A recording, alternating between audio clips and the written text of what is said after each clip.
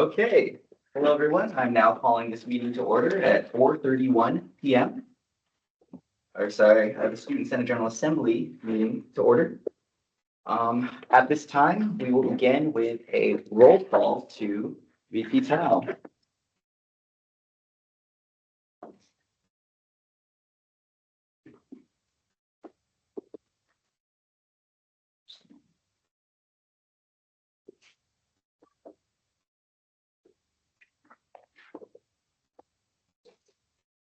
Okay, while you're setting that up.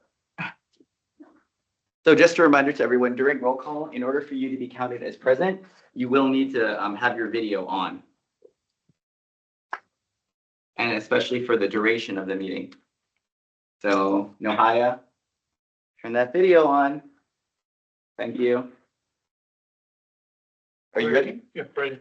Okay. Roll call start now. Starting from Executive Council. Yep. President Kai Brito. If someone doesn't say anything, they're not present in the room, you have to mark them as late. And if they don't come in a certain time frame, then they're late. President Kai Brito. Late. Late. Perfect. That's what happens when you're late. Next, Vice President of Administration and Finance, Elon Tao, present. Next, move to Vice President of Legislative Affairs, Hashmi. Present. Next, move to Vice President of Team Development, Salif. Present.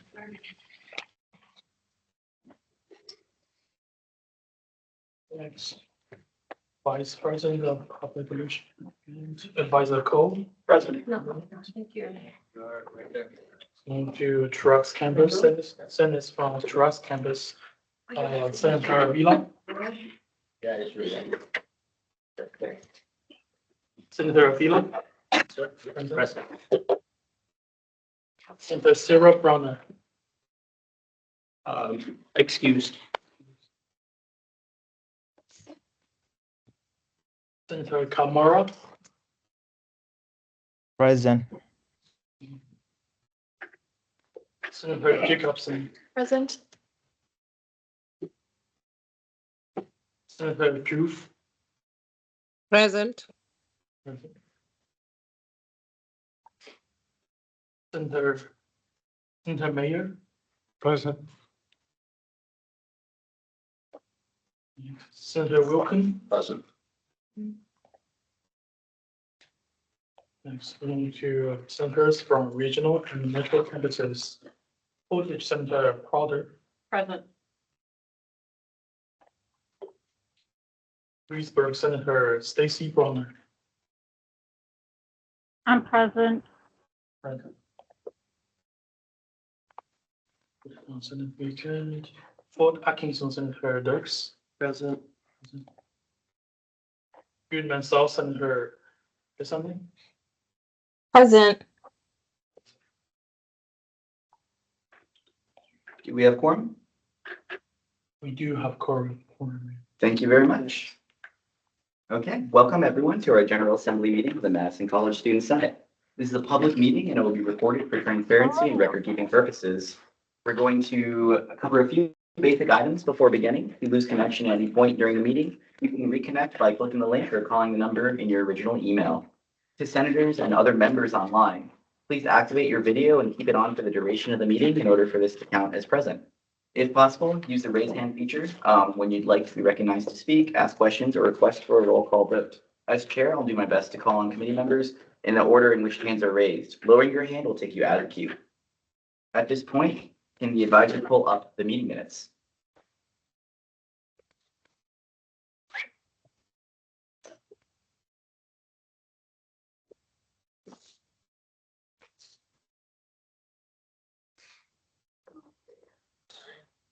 Let's see minutes.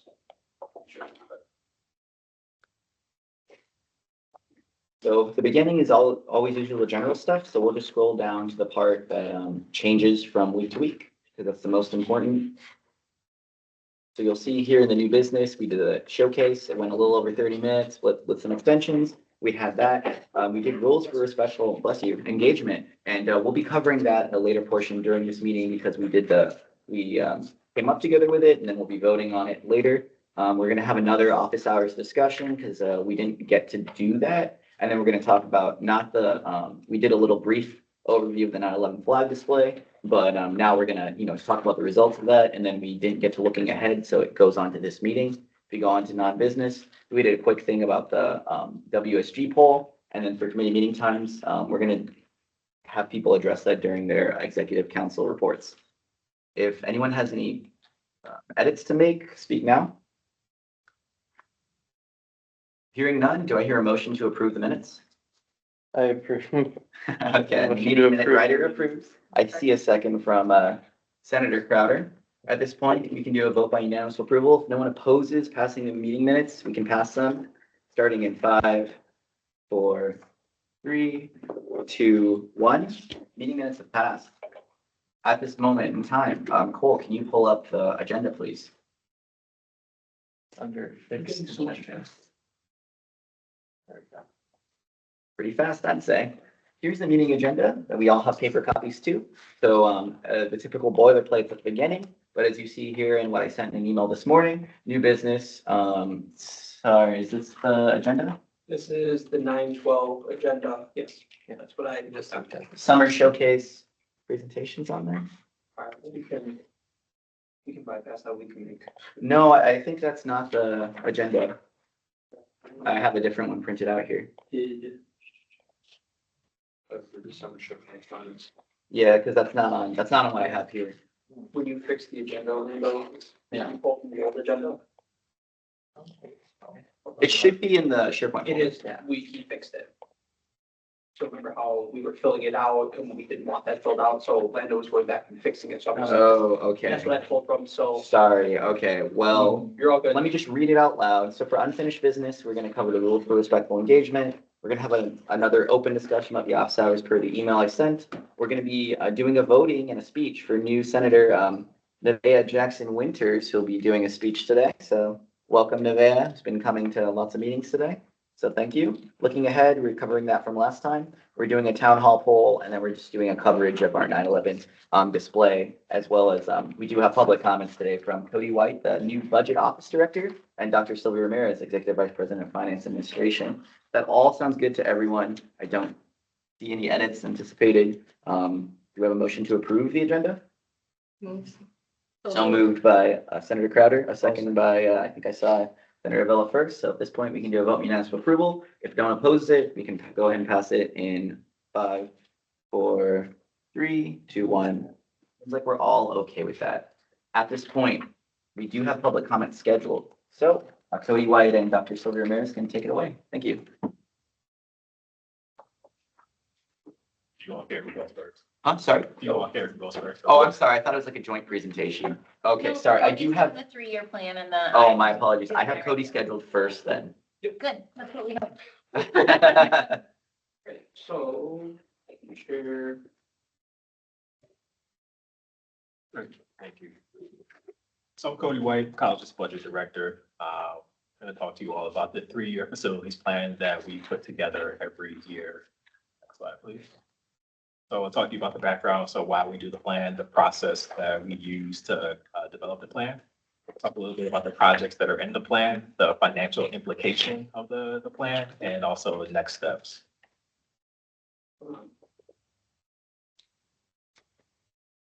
So quick and short is that we do the plan, we put together the 3-year facilities plan every year because we are required to do that by the Wisconsin Technical College System.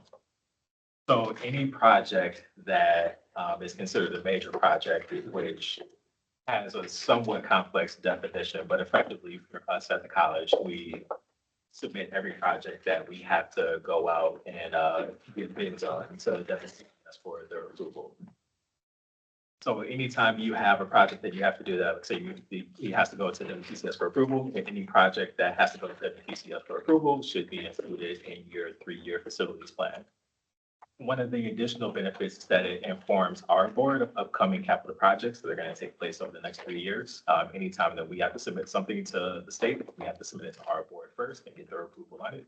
So it's helpful from that standpoint. And then it also assists us in our capital planning and ensuring that our capital plans align with our strategic initiatives. And so we know what projects we plan on moving forward over the next 3-year period. It helps us as we think through how we want to allocate our financial resources, as we want to allocate our human resources.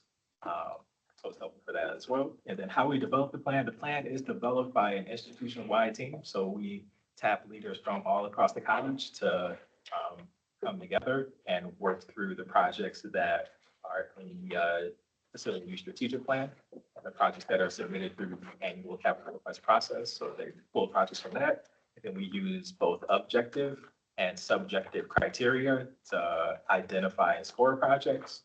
And then the projects that normally score the highest and that have the most like institution-wide support and are in line with our strategic plans and the strategic initiatives, those are the projects that we include in the 3-year facilities plan. So onto the projects. The first project that we have is the Fairfield South Early Learning Campus project. Sorry. Oh, you're good. So this is the floor plan. And so you can see there's 4 childcare rooms on the first floor. And then on the second floor, there are 3 more plus a drop-in care space and a multi-purpose space. There's a hatched area on the second floor. As of now, the funding that we have only allows us to complete a portion of the second floor. So as of now, this could change tomorrow, but as of now, the plan is to put together the shell of that hatched second floor space and then to come back in 2 years and complete the rest of the second floor using remodel funds. So for the phase 1, right now we have $8.1 million.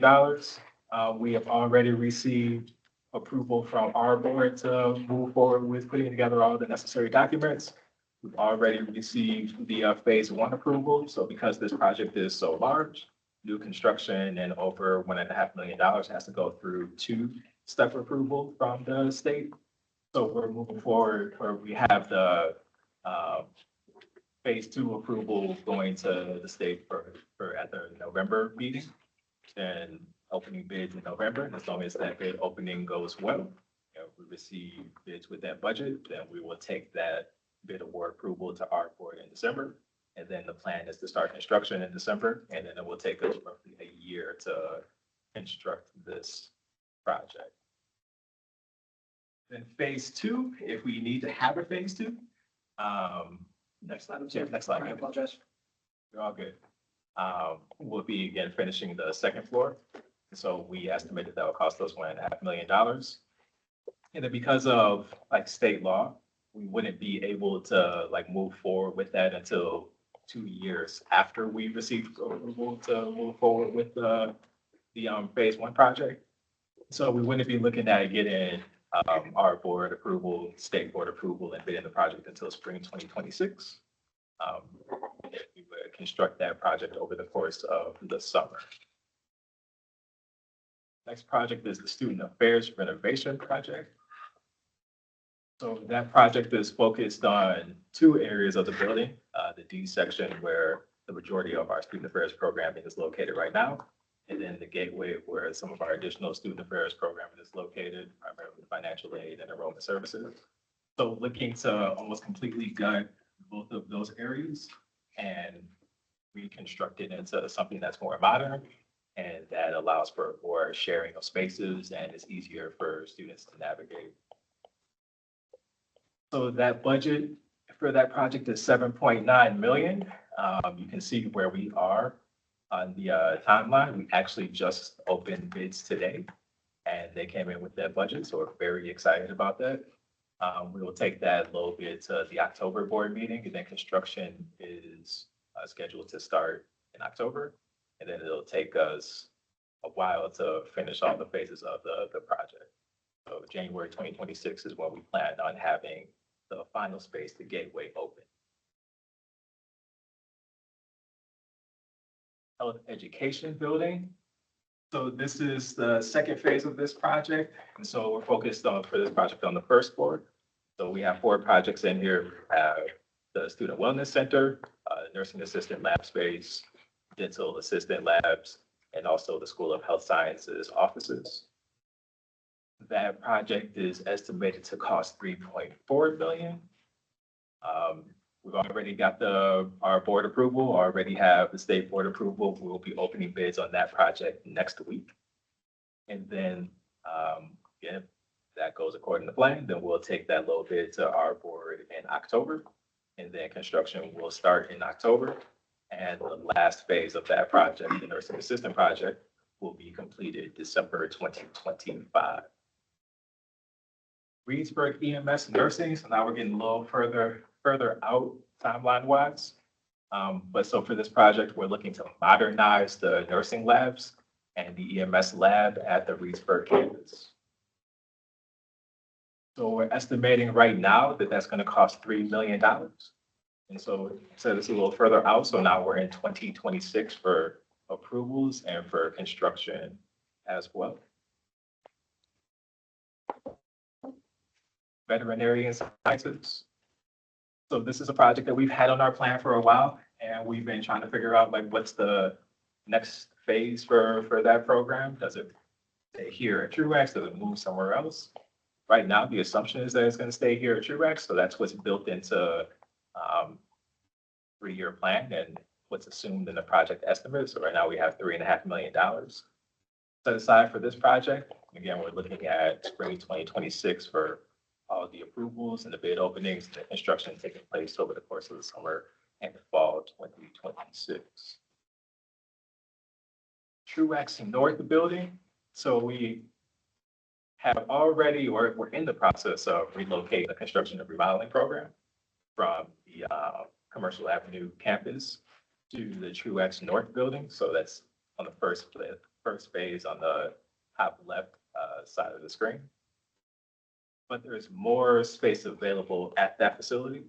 And so as we think through programming here at the college, what programs make the most sense to move from wherever they are, either at the Commercial Avenue campus or here in one of the wings, to the Truax North building to be co-located with the construction and remodeling program.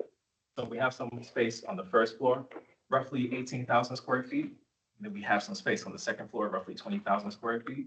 So we're going to start that process of really thinking through and identifying which programs make the most sense to relocate to that building. So budget estimate in lab is going to depend on what we end up moving out there. But we're thinking somewhere in the $7.5 to $10.5 million range. It's going to be very expensive because it's a very old building. It's not occupiable. Most of it's not occupiable. So there's going to be a lot of like kind of maintenance type work that needs to happen up front as far as connecting mechanicals and water lines and things like that we need to do in order to make the building occupiable. But again, we're a long ways out. This is a project that we want to start until late fall 2026 at the earliest. It'll probably take a year to complete a project that's this substantial. Then there are projects that are in the plan, but we need to do a little more work developing the concept. So we have Commercial Avenue, and then we have the first floor wings, specifically the B, D, and E wings. The A wing, which is the Ingenuity Center, is pretty new. And we just did some work in there a couple of summers ago. So we're pretty comfortable with where we are in the Ingenuity Center. But these are all connected to that Truax North project because it's a matter of what programs at ComAb, what programs the first floor wings like make sense to be co-located with the construction and remodeling program. And then the plan also includes maintenance projects. So stuff that's not as fun, updated corridors, replacing roofs, parking lots, things that have to be done, but like I said, aren't as fun as the remodeling projects. Then financially, what does this plan mean? So you see the table identifies the types of construction projects, so new construction, remodeling, and maintenance. It identifies the years, so you can see how much we plan on spending each year, how much we plan on spending on each type of project each year. So you can see over the next 3 years, we're planning on spending $34.5 million on construction. overall, we plan on borrowing and spending $91.5 million for capital purposes. And so that $57 million gap is what we borrow for equipment. So academic equipment, student equipment, technology, and then operations, which is largely facilities related equipment. Then as far as next steps, so we present this to our board next week. And then once we present it to our board and they hopefully approve it, then we submit the plan to WTCS. WTCS doesn't approve the plan. It's not like an action item on their part. They just adopt the plan and compile a list of all the projects for all of the WTCS institution. That is it. You have any questions for Cody? Yeah, I had a question. I just wanted to like maybe recap what projects are gonna be ongoing at Truax at the same time. So there's like the north remodeling, there's a gateway remodeling, and then there's gonna be, is that different than the student achievement remodeling? Or there three remodeling projects, or I'm mixing them up? 4, Just four right? at the same time Well, concurrently? Okay. Right, so they don't all necessarily follow the same timeline, but right now we'll be done with the Truax North project in December. Okay. Then around that time, we'll also be pretty heavy in construction at the, and the North project, just to be clear, is a separate building. Yep. Yeah. we'll be pretty heavy into demolition for both the student affairs project Hmm. and the health education building projects. We won't be starting the enrollment center, so the gateway project, until probably close to a year from now, because that's going to be like the final phase of the student affairs project. Hmm. So, How does that impact, like, I'm sure you have an idea about this, but like, how will that impact like operations in terms of classes and like hallway walking through and like what we're gonna see as we walk around? yeah, so as far as the hallways, there probably will be a portion of it that'll be blocked off. Okay. Like you'll still be able to get through. Okay. It'll almost kind of be like a tunnel. Because we'll need to like tear out some of the terrazzo in order to like push walls out and things like that, specifically talking about where like Rise is right now. Yeah. So that whole That hallway. corridor, some of it will probably be blocked off, but again, it won't impede people from walking through. It'll just be a little more narrow than like what it traditionally is. Were any of you here for when we moved technology IT program over? So, Okay, yeah, so it'll be similar, but we'll sort of be on the opposite side of the hallway. We just kind of closed down half so that we could do the construction and the other half for moving through. So still But it'll be shorter. Right, still be able to walk through. It won't be, it'll be, And we do some pretty extensive signage, so you'll Right. be able to find whatever you need. I think I saw, oh, Senator Crowder. okay, Senator Crouch. Two questions. The BDE, what's in those wings? large, so B and D are largely auto programs. So the diesel is largely the B wing, and then the like more, I guess, traditional car type auto programs are going to be in the D wing. E wing is going to be a more trades program. So there's HVAC over there, there's cabinet making and millwork, there's civil engineering. I think there's one more program that's over there, but again, more of the trades. Okay, I was just trying to visualize and I'm like, what's over there? Yeah. And then my second question is, I already heard signage mentioned, but that's my biggest concern is to make sure that students know where to go to find their resources. So I just want to express that now. Yeah, thank you. That's something we've put a lot of thought into, and we're going to make sure that there's consistent, clear communication and that it's as easy as possible. We have a question online first, and then I'll get to Cameron on next. Senator Bissonnette? I just have a question about noise level when construction is happening, especially during the daytime when classes are happening or when the intercultural exchange room is being used. Yeah, so two things. One, there's no such thing as a quiet construction project, right? So there will be some noise. What we have done in the past and what we will also do on this project is the noisiest stuff. So like saw cutting, things like that, that are really loud and really disturbing. we ask the contractors to do that stuff early in the morning or like really late in the afternoon when nobody is here. So we try not to do like the really loud stuff during the hours where the building has like its peak occupancy. But again, there's no such thing as quiet construction. So like you're gonna hear drilling, you're gonna hear all kinds of banging and stuff like that. But we'll work with the contractor to make sure, again, a lot of stuff is minimized.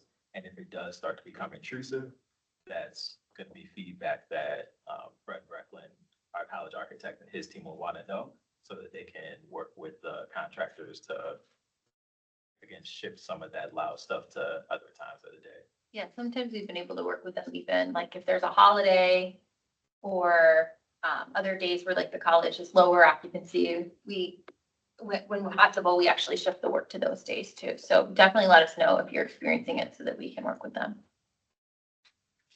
Thank you. The student services project seemed a lot more expensive than most of the other ones.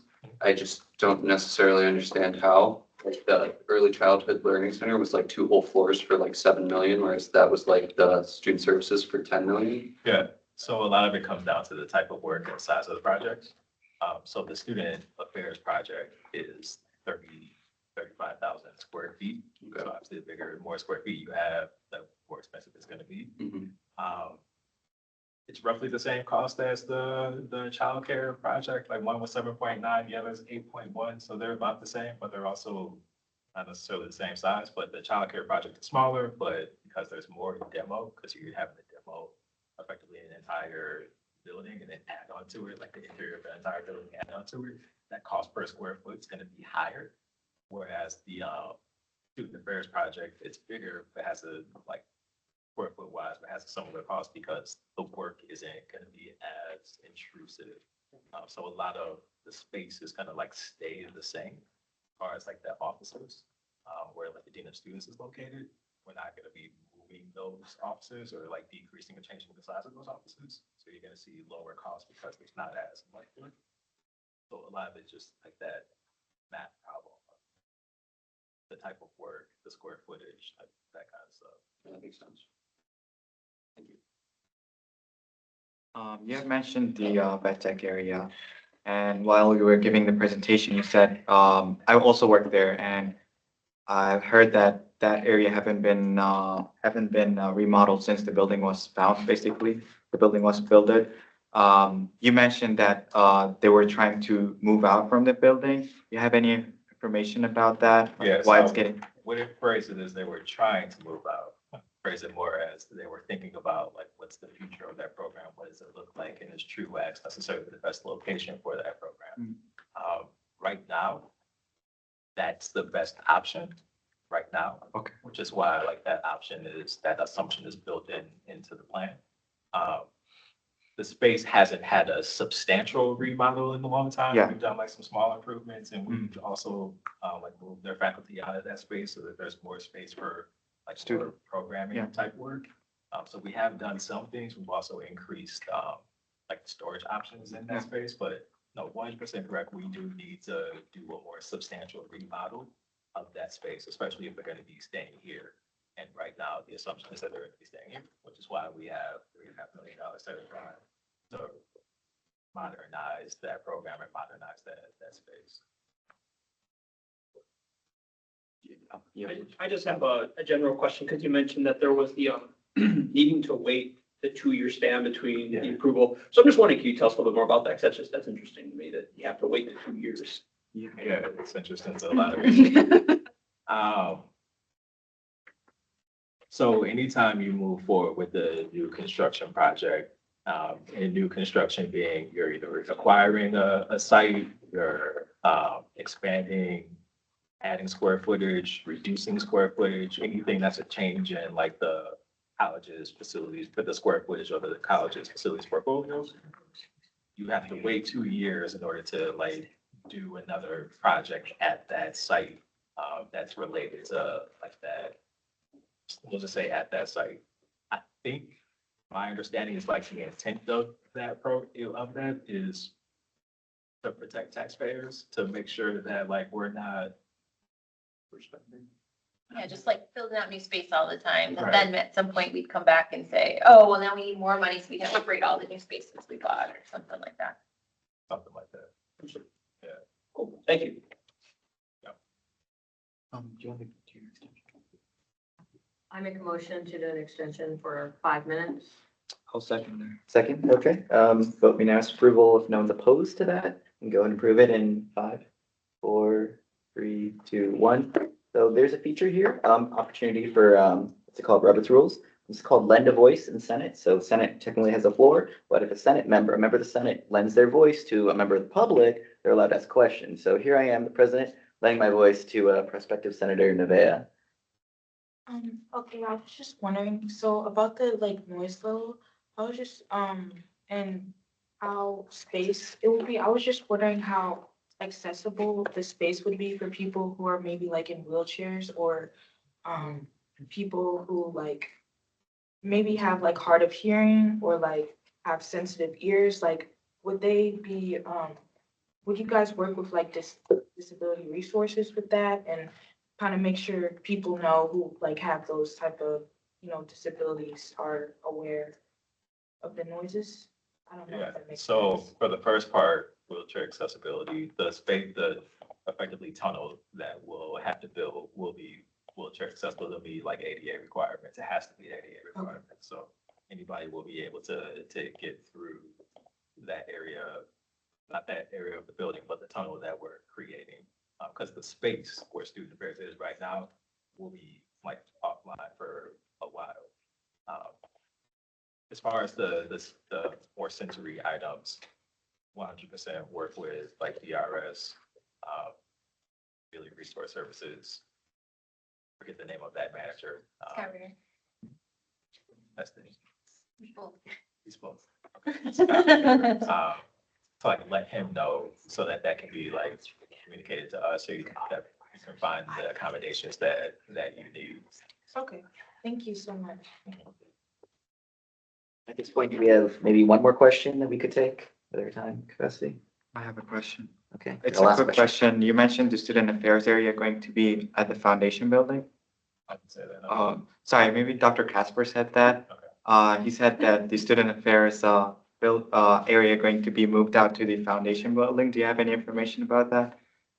Not at the moment, I don't. I don't think I remember that either, but I also wasn't there. I was, I believe Dr. Casper will be here next week. Okay. we So just you can talked take about that that. question from them. I can ask him too. Yeah. So let's. Okay. If there's no other questions. Thank you very much, Cody. Feel free to sit along for Dr. Ramirez's Yeah. presentation as well, but we can move on to Dr. Ramirez. Thank you very much. Thank you. Thank you.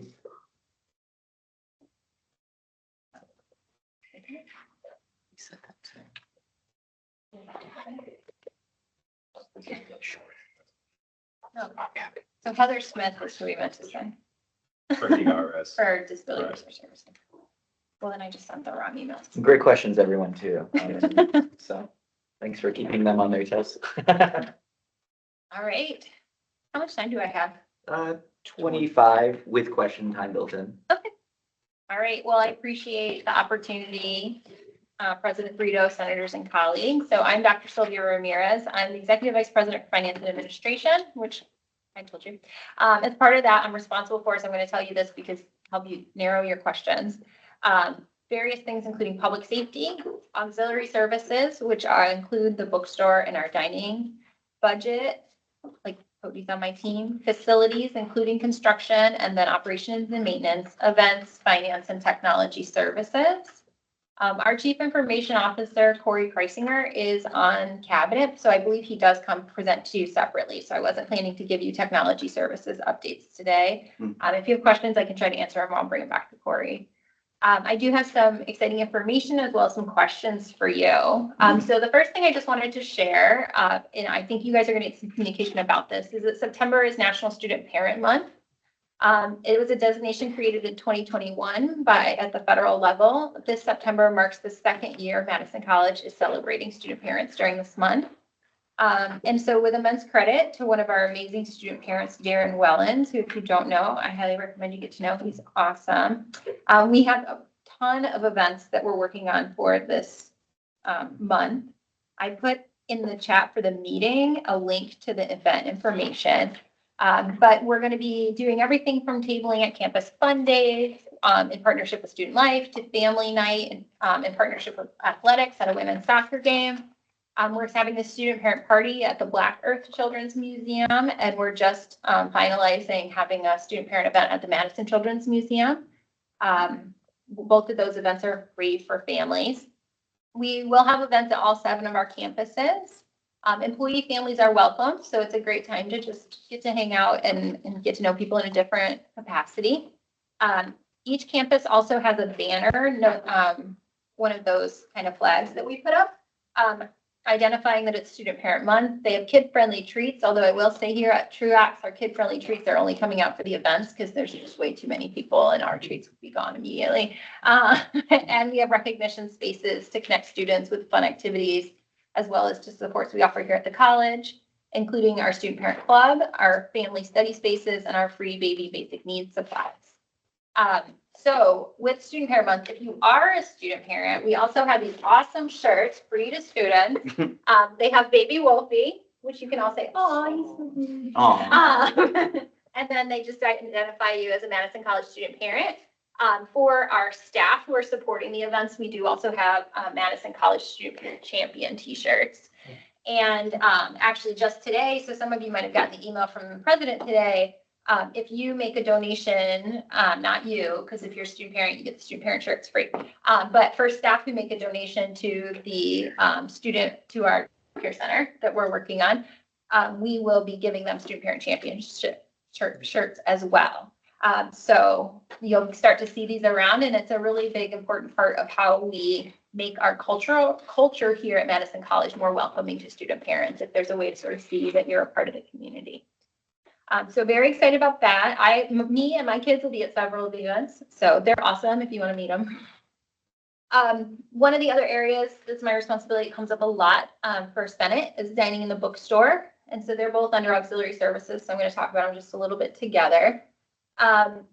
With dining, we continue to face some staffing shortfalls in that operation, but we have started quickly filling positions. We do have a couple postings out there if anybody's interested. We have hired some additional student employees too. And we do have a plan to extend hours during this semester, and we just need a little bit more time to make that happen. We're currently hiring a new leadership team for the operations. The last time I was here in the spring, we talked a little bit about how our executive chef was leaving. We kind of changed the structure. We're going to have 2 supervisors here at the Truax cafeteria and a general manager who will oversee the entire operation. The general manager job will get posted probably early next week, and the supervisors are up. And so I'm really excited to see that fresh perspective and the new menu items and things that will come from that. In the bookstore, we had one of our most successful term starts. We served more students than we have in the last several years, but with less wait time. There were some days that there were longer lines, but overall, things moved a lot more quickly than usual. And a lot of that is because we've moved a lot of the work out of those first couple weeks. So that includes the bookstore partnering with Student Life to get new students their books at Wolfpack Welcome. In part, when we have kind of focused programs of cohorts of students, then we've tried to get them their books again in advance of the start of the term, because they know exactly how many students they have and which materials they need.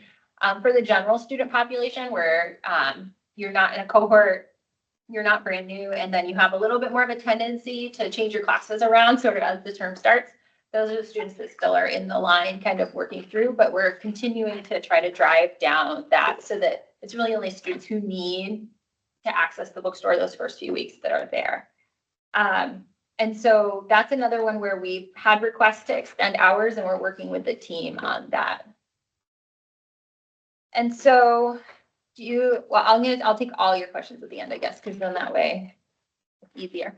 The other thing that I want to talk to you about is it's budget season here at Madison College. It's always budget season here at Madison College. So we operate on a fiscal year that runs from July 1st to June 30th.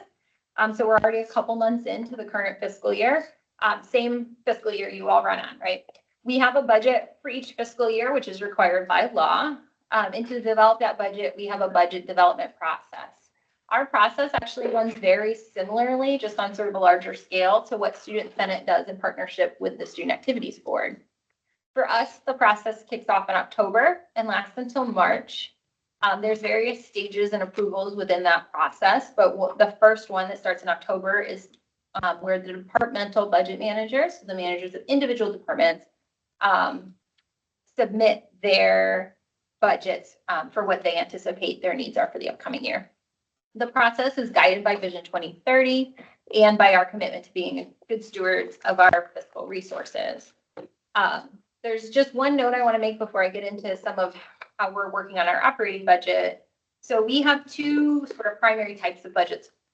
If you want to get into it, we have a lot more, but there's two primary ones to know about. That's operating and capital. And so what Cody talked about with all the construction projects, that comes out of our capital budget, and that's paid for by our ability to levy what's called debt service, which then we use to pay for these projects. That money is totally separate from what we do operating. And so if we canceled every single project that Cody just talked about, I would still have no more money on the operating side. They're totally separate funding sources. So I just like to point that out. Operating is where we do all of our primary functions that you all see day to day. That's where instructors are paid, student services, how we keep the building clean, how you access some of your software licenses, things like that. So I wanted to give you some key information about our process. And then when we get to the end, we'll talk about questions. Overall, our year-over-year revenue growth, so that's the money that we're bringing in, is positive, but it is slow. That's largely the result of limitations on our ability to increase our revenue under state law. And so that we have three primary sources of revenue. The largest is state aids, which is then state funding that comes directly to us from the state, and it's our approved part of the state budget process. The state runs on a biennial budget. Just like keep it straight. We do one every year. They do one every 2 years. This is a biennial budget year. So right now, like the Wisconsin Technical College System, the Department of Public Instruction, Department of Health Services, they're submitting their budget plans for the upcoming biennial budget.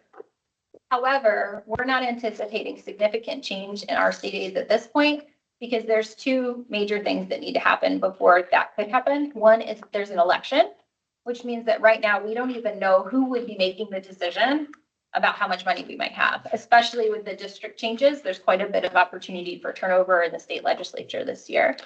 And then the other part of it is that the budget process hasn't even started. So from the state process, their budget submissions are actually due this weekend. So we don't anticipate any change in our state aids at this point. The next largest source is our tax levy.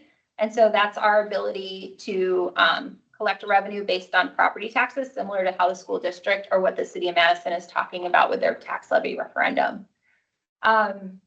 We usually see growth in our tax levy. We are restricted in how much we can grow it, but we typically see about $2 million a year, which is about 1.2% of our total revenue, and hence why I said we get growth, but it's slow. 1.2% is not rapid. The other largest source, and the last one that's sort of relevant for today, is tuition and fees. So those are the tuition and fees that you all pay, and that makes up the third largest source and about a little less than a quarter of our total revenue. Our enrollment is up. If you've been around a couple semesters, you can kind of feel it. It does contribute to additional revenue. But there's sort of two other things. Is one, there's some additional expense that comes from that, right? If we need to run more courses, then we have to pay more instructors. And enrollment still is below pre-pandemic levels. So we're still trying to figure out kind of overall where are we going to end up. But it's not a significant impact on our revenue trend at this point.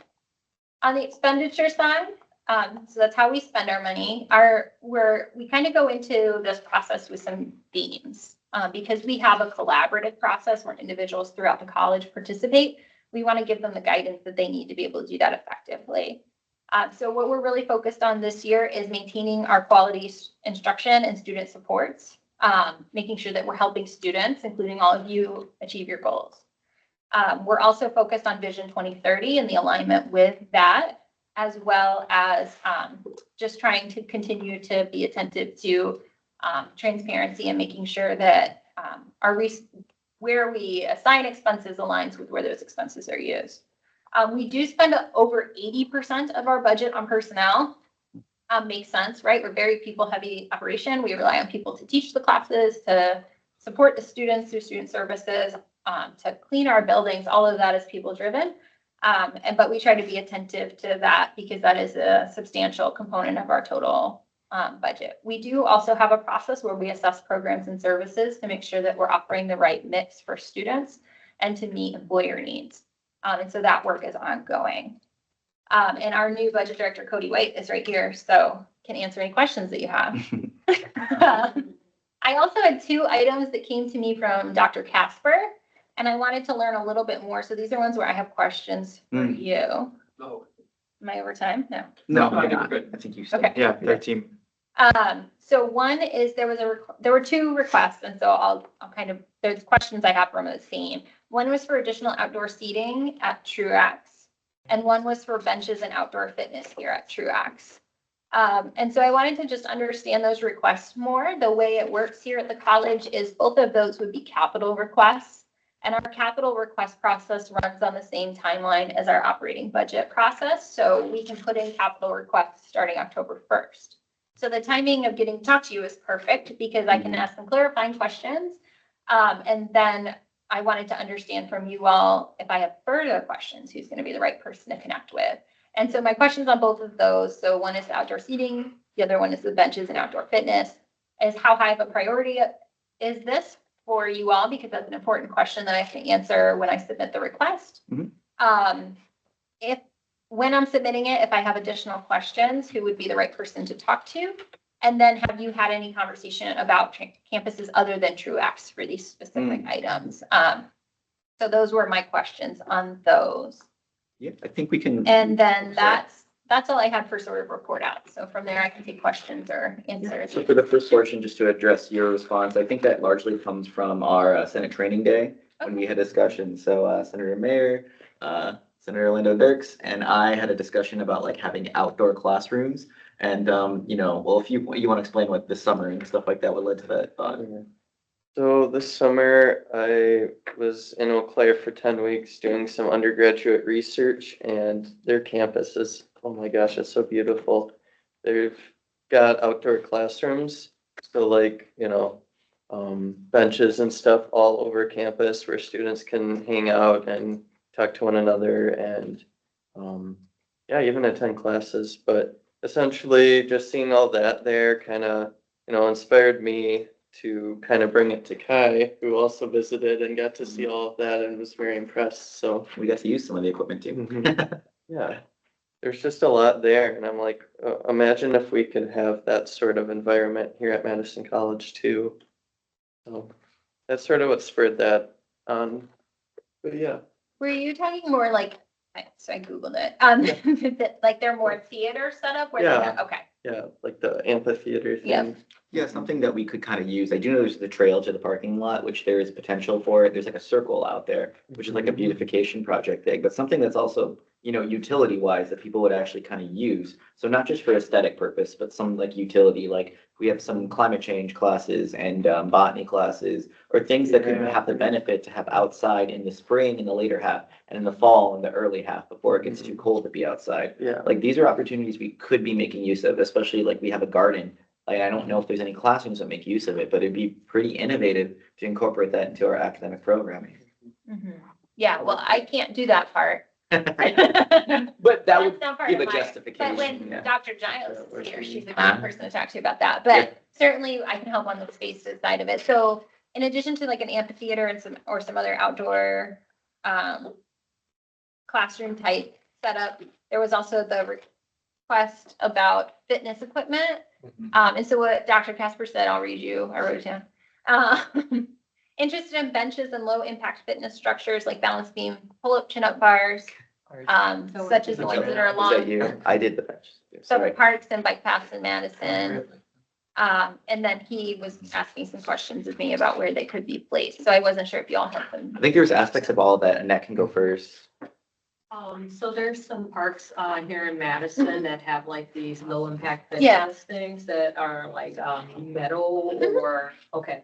I think one of I've them. used the ones that run along the Lakeshore Path. Okay, and there's one at like Hill Point, Park. So it was just from those parks that I'd seen it, and I just thought it would be neat if it was like set up around the campus if people wanted to utilize them. Mhm. Just because sometimes it's great to go and stretch your legs, but sometimes you need a little bit more, so. Mhm.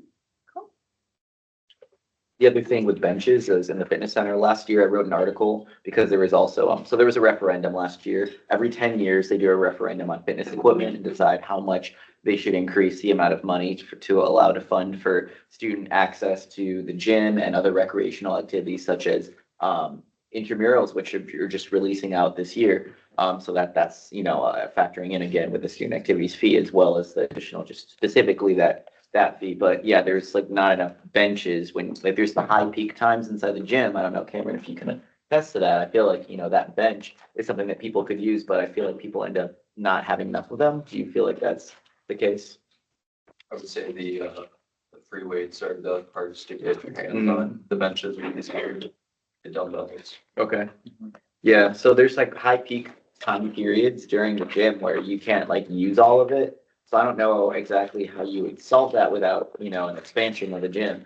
And I feel like we all use it. I don't know how much like specific of what community versus staff versus students use I it. think it's majority students. Oh, just Pretty- students, yeah. Pretty significant. Yeah, but it is high, there are high traffic times where it's being used. So during the times where it's not used, it's great, like, 5 o'clock, 6 o'clock, 7 o'clock at night.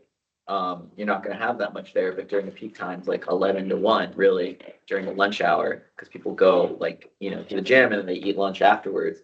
That's kind of where we're running into like that traffic jam. In my experience, Kai, the first month of the semester, it's gonna be crazy no matter what. After that, it dies down pretty rapidly. Yep. So that's how it is. It's kind of like the New Year's effect.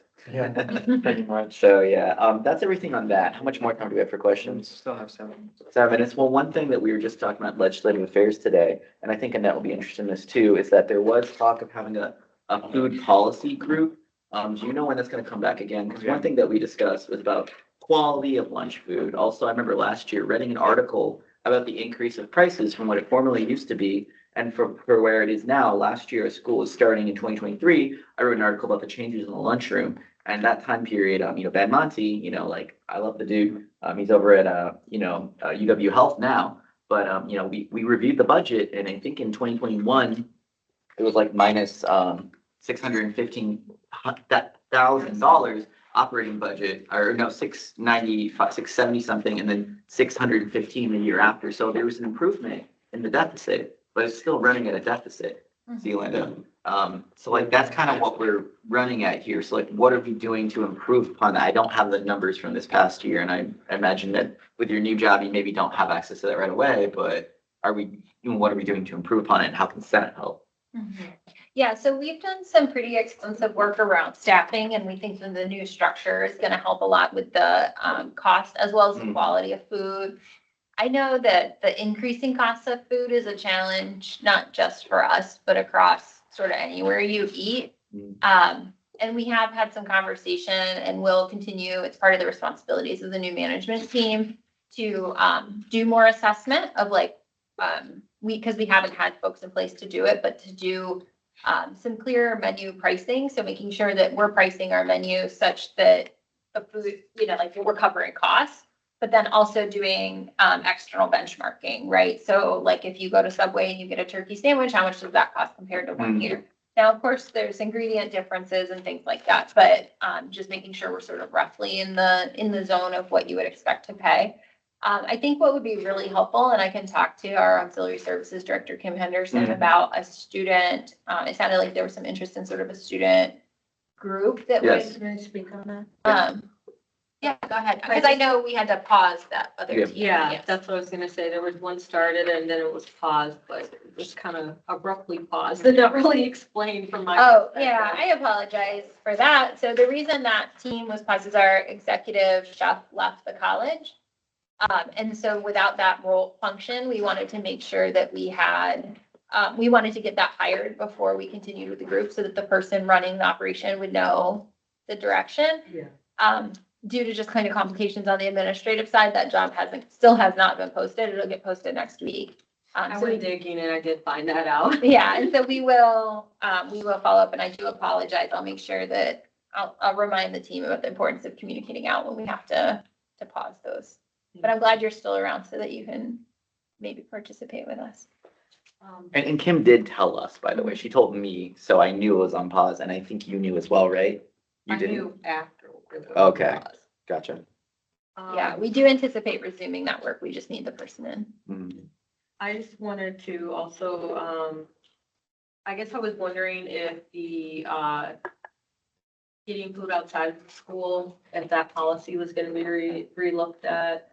For like, when you get a waiver, Right. do you have a specific component of that policy that you are interested in? It's, okay, so we're gonna have the National Black Student Union Conference here at Madison Mhm. College. And it's not necessarily, gosh, I'm trying to think how to word this. It's You how can my just say brain whatever, I works won't today. tell you. Okay, so I know that we need to get a waiver to go Yep. outside to college, but it would also be nice to know if there are any places that you guys would recommend. Mhm. Since it's tentatively possibly gonna be a larger group that, or someone that might help in that area to facilitate something like that. Because as students and some staff, helping with a conference, I'm just trying to think of different things. and Yeah. across my So mind. our events team can help give some guidance on that. So if you're making, I assume someone's making an event request through 25 Live I or, mean, Jimmy. oh, Jimmy. Okay, well, awesome. Jimmy's awesome. I can- It's in November. so Okay, I can talk to Jimmy 22nd and 23rd.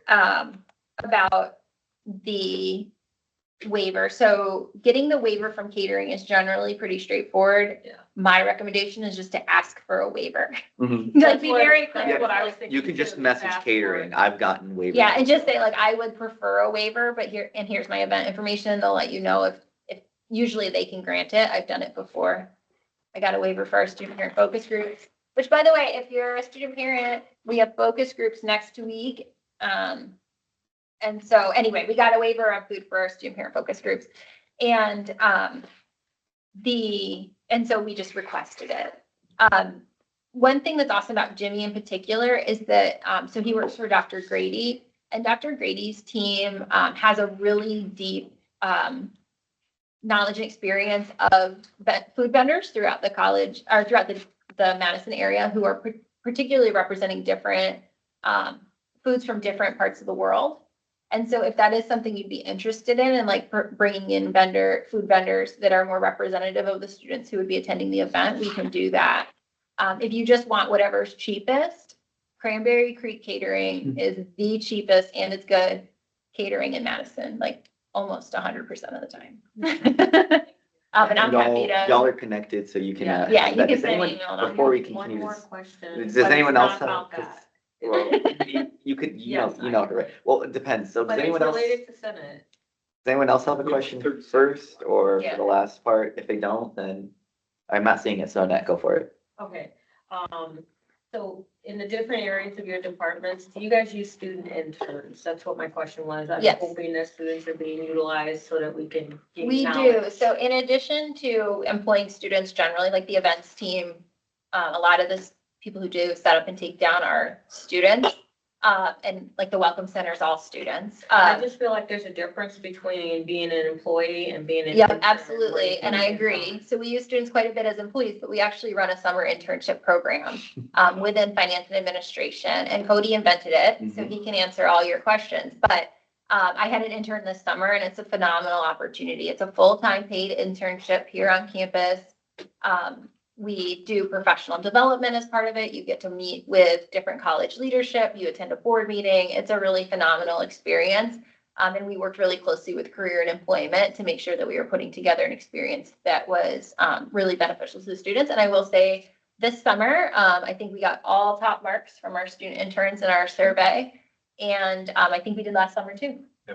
And you know, one of the senators you actually, or one of the interns you actually know, it's Shin Thon Mong Mong, and Yeah. you even offered He Cody. interned with Cody. Yeah, he interned with Cody. Cody even offered to write him a letter of recommendation. He's over in Minnesota now, and he's working at an e-waste facility. So, you know, Cody's mentorship led him to get a job in the same field at the different school that he's going to. So clearly they're doing something good. So. Yeah, and I will just say that's one of our goals is that every intern leaves with would leave with somebody who could give them a quality letter of recommendation. So it's a really great experience. Mhm. And I think we're trying to up the number of interns we have next year. We just need more money. Thank you. Thank you very much. If we have any other questions, please direct them to me and then I can get you connected with both of them. But that's all the time we have for now. So thank you very much to both of you. And if we have any follow-up questions, we'll let you know. So yeah, we can do a little.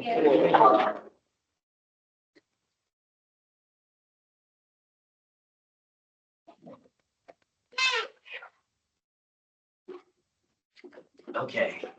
Sorry, so just a request, Mr. Cody. Is it possible to share the presentation for the budget? Oh, yeah, Cole has it, so he'll upload it. So he already did. Cody's on top of his game. Thank you. Thank you. Okay. Take that back. At this point, do we have any other public comments? Oh, yeah, they're talking, that's right. Okay, well, at this point, we can move on to a team building activity by Nohaya, our Vice President of Team Development. So we do have like some to get time to get through things, so if we could just make sure to do it quickly, because I'll make sure to get through this stuff quickly for our other discussions too. So Nohaya, kick us off. Oh yeah, okay, that will be short. This week, it is just like describe your semester in 1 or 2 words. I can go. Go first. Yeah. Oh, up to you. Okay, I will say figure out. Yeah, I think that is 2 words, right? Yeah, only 2 words, yeah, figuring it out. Why don't we just follow a pattern? So which way do you want to go? Which way do you want You to can go? choose. Yeah, I can go if you want. Yeah. All right. Yeah. So can you go back again? I was Yes. writing a question. How you can describe your semester in 1 or 2 words? I know. A fast pace. This is, Okay. I don't know if it's the workload that I have is making it not look at the time too much. Fast pace, that's my 2 words. Nice. Slow and steady. Okay. Okay. So I guess we go to Cole. Yep. Learning curve. Sorry, that's because of me. It's a lot of learning. Layla. Stressful and rewarding. Okay. Finish line. Hey, okay, so close. Was someone sitting? Oh, Lando had to leave. Okay. Elon? Feel down and hospital. Okay, for this one, Mr. Spock here, so that's fitting for you. For me, man, what's adjudicative? Is that law bearing? Is that what that means? Adjudicative? What does that mean? Adjudication? I don't know. I feel like I'm dealing with a lot of bylaws, so I'm like really getting into the rules. For me, a lot of meetings. You're welcome. Thank you very much.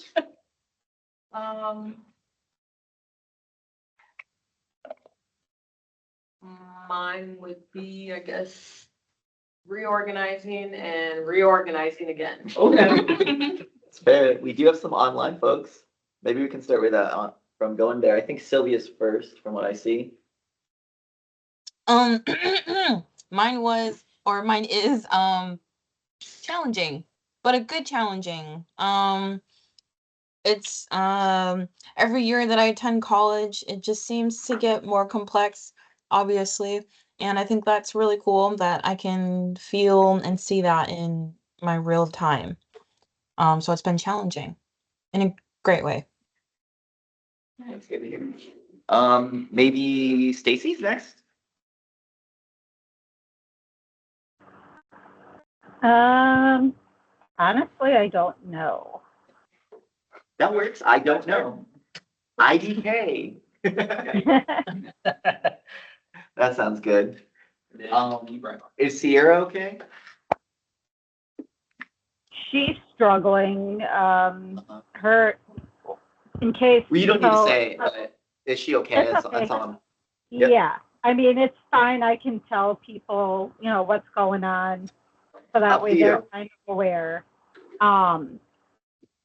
Sierra is struggling right now because someone extremely close to us, a little bit closer to her than me, committed suicide a couple days ago.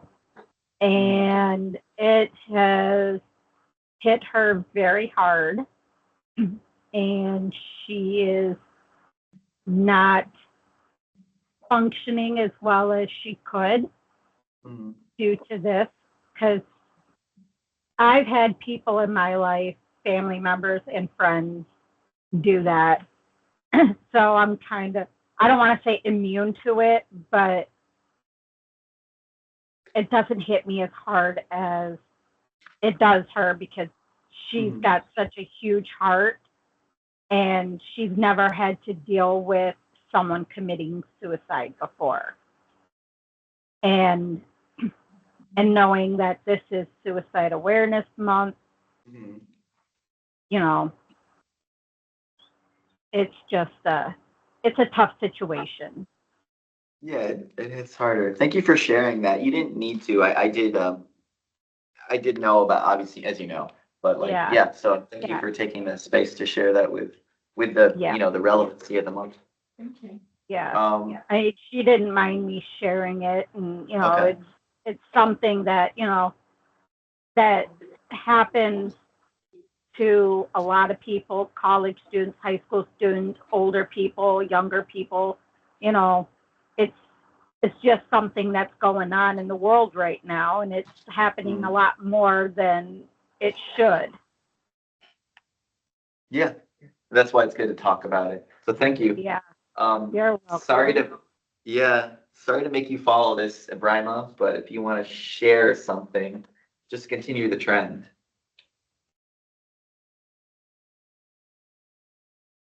I mean, I don't even know. I think it's just okay. Okay. Well, maybe we can make it better. Let's talk, man. Sometime. Okay, well, that's a low note, but if anyone from our crowd wants to share, we do have a new member guest today. So Claire Lee is also in the crowd. If you'd like to share, you can pass too. You can pass if you want to. Claire came here as a favor, because I asked Claire to come and explore Senate since, you had extra time. You don't have to say anything if you don't want to, just say pass. Oh, that's fine. I can say. Okay. Going, I'll say new and exciting. New and exciting's good. Okay. We like to hear that. That's good. And then Nevaeh? Different, actually, new and weird. Feeling weird. Uh-oh. Well, let's change that. You're not having a good time. Let's talk. You got Cole, you got me available. And honestly, just reach out to your senators. So keep each other in line in a good way. So hopefully we all feel a little more connected after that. That's kind of Nohaya. It's your goal, right? Yeah. Yeah. So thank you, Nohaya, for organizing this. Welcome. Okay. Now we're discussing disclosures and recusals. So, oops, where did my script go?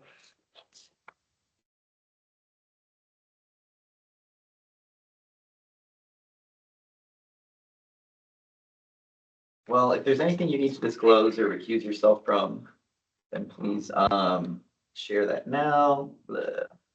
I do have a comment just to make Oh, yeah, please. concerning about what they say. I just, about the revenue. It's just an idea. Sure. So why that the Committee of the Finance do not request an increase of the student credit each year? Maybe $1, $3 per credit. So they do increase the amount of money per credit every year. So the increase is about 1 to 2% in between that range. We don't get to decide that. That's decided by the WTCS. Yeah, so I get some input in that, being the president of WSG. Every year we request not to increase it over 1%. Every year they go a little bit over it. So we'll see what we can do to keep them in line this year. So, but no promises. All we can do is talk to people and hopefully get people to raise their hands about the importance of, keeping things affordable for people. That all depends on the legislature though. So this year at WSG, if anyone's coming, we're gonna be making requests to the legislature so they can keep things affordable and fund education, of which counts technical colleges. So we're asking for $45 million, 25 million this upcoming year, and then 20 million this year after because of the biennial budget. So big requests. And even if we get a little bit more, because last year they funded us 6 million, 45 million is quite big. So even if we got half of that, would be pretty set. Nice. Thank you for mentioning that. Yeah. Okay. So would any member like to disclose any partnerships, affiliations, associations, ownerships regarding any of the business items up for discussion? Typically, that's when we're having big resolutions or bills. If you're affiliated with any like entrepreneurship that affects you personally, or if you're working in a place that's going to be affected by whatever we vote on. But it sounds like there's not, so we can move on. Moving on to reports for officers, advisors, standing committees, executive council and president report. The only thing I want to say, and we'll discuss this later, is if anyone noticed during the office hours log, just to show an example, I wanted to say that we're taking coming late seriously. We're taking not having your video on seriously. We're taking not paying attention seriously. We're taking what's it called? Like not notifying us about things seriously. So I want to make an example of myself. I have half a point attached to me now. If I get to 10 points, like we all have an understanding that if you get to that, you will be up for termination, pending an approval, an appeals process. But there will be a discussion about your termination because we're going to stick to the rules this year, make sure everyone's showing up. And if you aren't, then, that's fine, but you are going to get points for it and things are going to be recorded on the record. Talk to me and Cole if there's any exceptions that need to be made. Some people have talked to us about exceptions, but if you don't say anything to us, we won't be able to, find out whether or not that's in violation of our bylaws. But we're being really heavy on the rules this year because we want people to be committed to Senate. So that's kind of what we're doing. And then we're working with Hassan this year to make sure that the rules are updated in legislative affairs. So he'll talk more about that. That's my big update. Otherwise, next meeting is going to be pretty big, and it's going to be a business only meeting. We're going to have some pretty big discussions. So get ready to talk. It's going to be a big opportunity for ideas, and it might not be next meeting. It might be after due to scheduling, but that is upcoming. I'll be able to share more about that next week potentially, or potentially week after, depending on people's schedules. But that's all I'll say for executive committee. Any questions with my remaining time? Hearing no questions, we can move on. Administration and Finance Committee, VP Tal, you had a meeting this week. Yes, we had a meeting, finance meeting on Monday. We reviewed and approved 3 requests from 3 clubs. Two of them were asking for funds for covering the food fee, and we approved one of them like $100, and the other one asking for like also $170, but it was only approved for like $50 for that.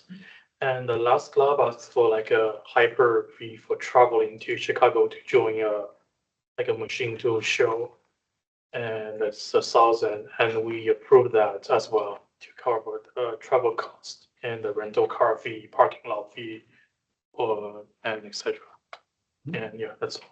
That's all? Yeah. Okay. The only other thing using his time is that there will be, in place of the SAD, there will be a student leadership retreat. Cole, if you want to quickly just summarize that, unless you're going to use it in your advisory report. No, I'll just say quickly, so Okay. y'all get an email tomorrow, since you're all officers of Student Senate, we're invited to the student leadership retreat, 10 a.m. to 3 p.m., Friday, September 20th.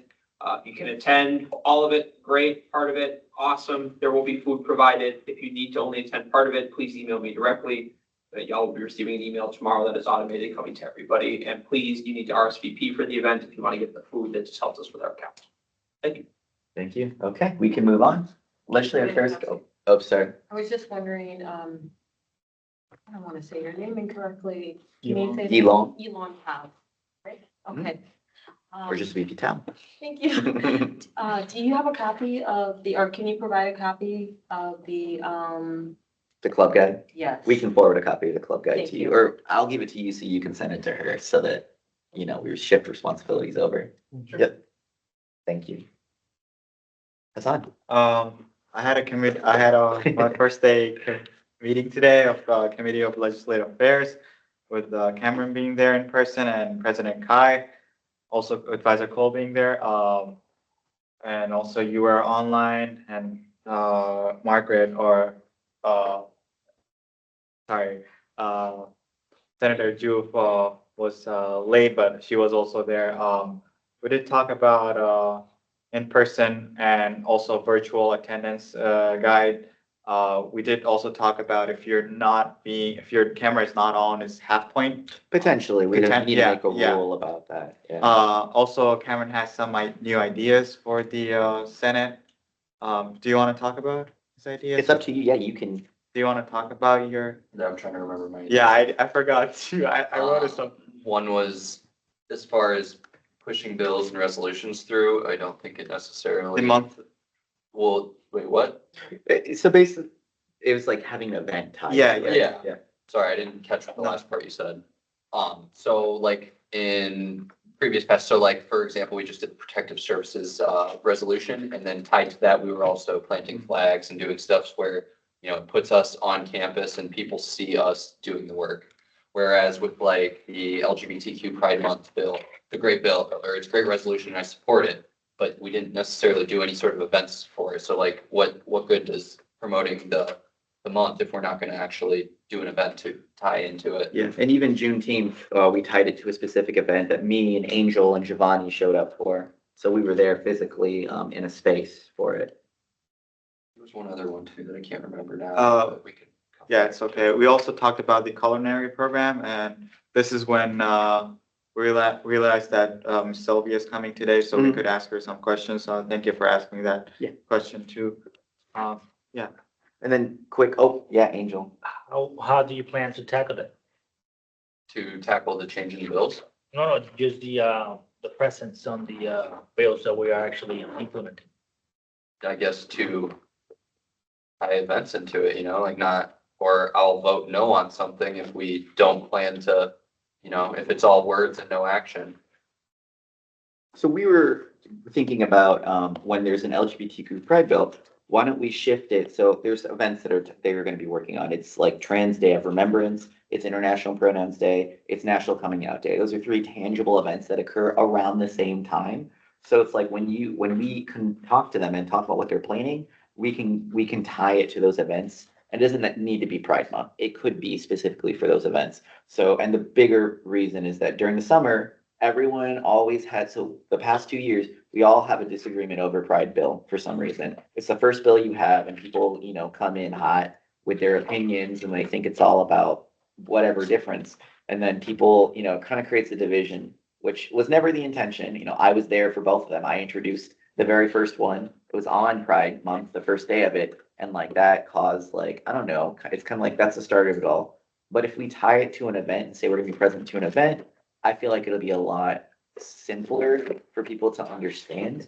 And I just don't want to create a division over an identity when that's never what it should be in the first place. But if we don't have an event in the summer, unless they want to plan an event, then I kind of agree that let's make it around the events that are going to be on campus. Because Linda and, you know, honestly, Nohaya, you're probably going to be helping with those events. So you're talking about more like merging it, not us as a Yeah. body, making the whole thing. Okay. Yeah, so there's more buy-in from other people too. We are at time. Oh, sorry, but this could be open discussion for next week. So I know that you're gonna have a lot of ideas. I know that you're gonna have a lot of ideas, Yes. but we can move on to team development. We have our first week, our first meeting last week, Mhm. I have one here. I We got have our you. first meeting this Monday. It was from 4:30 to, we extend, so we get on a little bit like late, but. it was- Ops hours. Ops hours. Yes, I already told them, and everybody was there. We talking about like some new idea to get the Senate involved. And we also talk about like making some flowers for the Senate, that we talk with coordinator. Making some T-shirts for student Senate. And I will also talk about that with Kai, so we know how much we have some budget for that. And we are also talking about like making some GI events. So order like some white T-shirts from GI events and give like some free T-shirts to students. They can come and dye their own T-shirt, the color that they want. So that is something also that we think about. And I also want to add like next week on Tuesday, I'll probably talk about that too, about the fun day. That can be used at office hours. So if you guys are free from 11 to 1 p.m., feel free to join. And also Wednesday, they also have the Hispanic Heritage Month event That is our room D1630 from 11 to 1 p.m.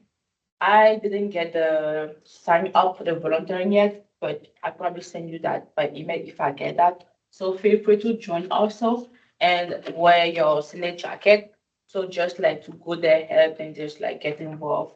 So yeah. Mhm. That's all I would share. Thank you. Any questions for VP Salifu? Hearing none, we can move on. Public Relations Committee is vacant, but update from Cole, the meeting time is, The meeting time is Tuesdays, I believe at 2:30. We are meeting virtually, so if you would like to attend with myself, Senator Jacobson and Senator Stacy Brunner, we will be virtual at 2:30 PM on Tuesdays. Mhm. First meeting is next week. yes. Okay, advisory report, Advisor Kelly Okerto. Yep, so really quick, a couple of things. Let me get this just pulled up because it's just gonna make my life easier. First and foremost, one thing I just want to address, you can all see, we do have a vacant executive board position. Our VP of Public Relations position was vacated. So Melina had stepped down. So we do have an open VP position. As we are kind of stabilizing, as we know we have a lot of change going on right now, a lot of classes are still kind of at their peak and we're still figuring out committees. There is a process in place that we can begin for folks to fill that position internally from Senate. We will discuss that as stuff kind of slows down and we're able to be running with that. So something just to be aware of and to make you all cognizant of. Please continue to schedule your one-on-one meetings with me. And if you need to reschedule, let me know ahead of time. We can reschedule. Modalities preferred, there's in-person or through Teams. If you want to do a third one, I'm open to that. Please make sure you're attending and working at your committee meetings. Your VP is trying to make sure everybody can be present. So once that time is identified, again, it should be at minimum only 30 minutes once a week. Please try to be there as much as you can. And these, attending these meetings are part of your role, just like attending your one-on-one with me is a part of your role, part of your requirements. So something to be advised of. Lastly, to assist Senator Dirks in completing the minutes, the committee reporting form, which I had created back in summer, I will be sending that back out to you all so that if you are one of the folks that does give a report, please just submit that virtually. It just allows us to get the minutes done quicker and we can get your information out and we don't mix up words because otherwise we take everything from what's recorded here. And sometimes I sound weird on recordings, might not be able to really pick up what I'm saying. So just things we're gonna ask for. Any questions for myself? So you have, I remember that you provide some questions, right? So we can actually show, when we're on the committees, what sort of information we're supposed to relay to the Senate? Anything you think is going to be viable for Senate to have that we can make sure is provided out to the student population. Anything that is applicable. And if you question it, send it to myself or President Brito ahead of time. We can also let you know. But I trust y'all. Any other questions? Seeing none, I yield. Perfect. Okay, we can move on. Reports from Special Select Committee Student Activities Board. As we mentioned, there will be a student leader retreat on the 21st. The first meeting for the Student Activities Board will begin on the 27th. We will be discussing the stipend compensation review, as well as whether or not academic programs should be able to request funds from us. And I say no. I think generally Senate agrees with those two things, that we should make stipends more fair for people and, not allow academic programs to request money from the student activities fee. And the Performing Arts Leadership also agrees at this point now. Any questions from anyone regarding that? Seeing none, we can move on. Textbook Affordability Committee is vacant, although I might step in and meet with them. So that's the only update for that. Student Parent Support Group, Senator Crowder, we kind of already had that today. Yeah, So. they pretty much covered, part of what I was gonna cover. The only thing that they didn't cover is, the flyer that we did for, the Capitol. I'm gonna be sending that to them. They're gonna use some of that data information. We did get the results from the student surveys. And we're gonna be using that data to, move forward with starting the manual. Okay, thank you very much. Any questions? That's what the WSG? No, that's for, the WSG flyer for the, parent support group. Do you think we can get more prepared? Because last time when I went, I didn't feel prepared. So I just want to feel more, in tune with the message that we want to send across. WSG, we'll talk about it then. Yep, because We're gonna be there. Yeah, Yep. we got time. Okay, cool. Inclusion Belonging Coordinator, Senator Jacobson. All right, so as Hispanic Heritage Month is coming up, so I'm looking to have meetings and gain connections with leaderships in like our Hispanic club here on campus. So hopefully that will bring in some volunteer and support opportunities for Senate to support them in that. That's something that I'm looking into. I'm looking, you, Kai, were mentioning some upcoming opportunities that are gonna happen in relation to like women's rights and things Yep. like that I could work on. So that's definitely something that I'm interested in as well. I'm actually gonna take this opportunity to start up that, not open discussion, but so you mentioned earlier when you were talking about the like legislatures that we're passing, and sometimes we don't exactly do anything, LGBT being the biggest one that I can think of at the moment.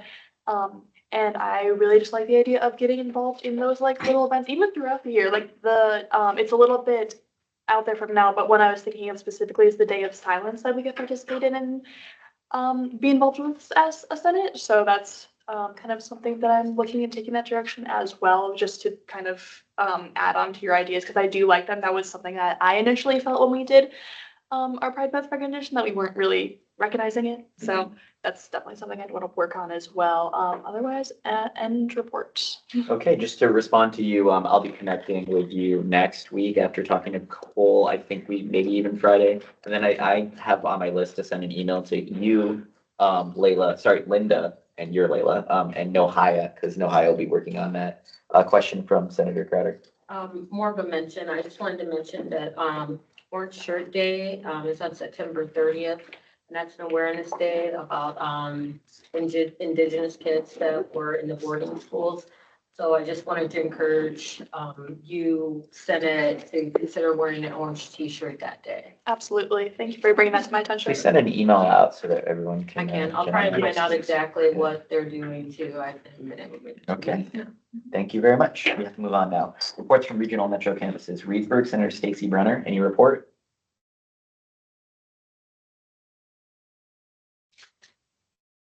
Stacy? Can you hear us? Oh, sorry, no report. Oh. Okay, gotcha. No report. Moving to Watertown is vacant. Portage, Senator Crowder, any report? No report. Okay. Fort Atkins, Senator Dirks is not here. Goodman South, Senator Bissonnette, do you have anything from Goodman South? Yeah, just that on the 24th this month is Goodman South's turn for the Campus Fun Day. I tried signing up for the Truax one, and I think it was too full. Am I wrong about that? So we do have a spot reserved. Work with Cole about that and we can get that figured out. I think Cole will talk about how to do the fun day, because I will be there for Campus Fun Days next week on Tuesday, and I'll be there for Goodman South. So don't worry, you'll have a friend there with me. Okay, cool, cool. Other than the Campus Fun Day, that's it. Okay, thank you for getting connected at Goodman South. Moving on, reports from College Assembly and Shared Governance Councils. College Assembly, for me, President Brito, but Elon, if you want to give a quick update, and I'll fill in any gaps, because I couldn't attend. I had a meeting of the President Search Committee, so we're getting a new president, Madison College, which you all knew. Or if you didn't, now you do. And now, Elon, if you have anything to say about the College Assembly, and I'll add any gaps. Okay. I think they are still working on the shared governance thing right now. Plan to make their first meeting, I think, around late October or early November. And yeah, that's pretty much what it is.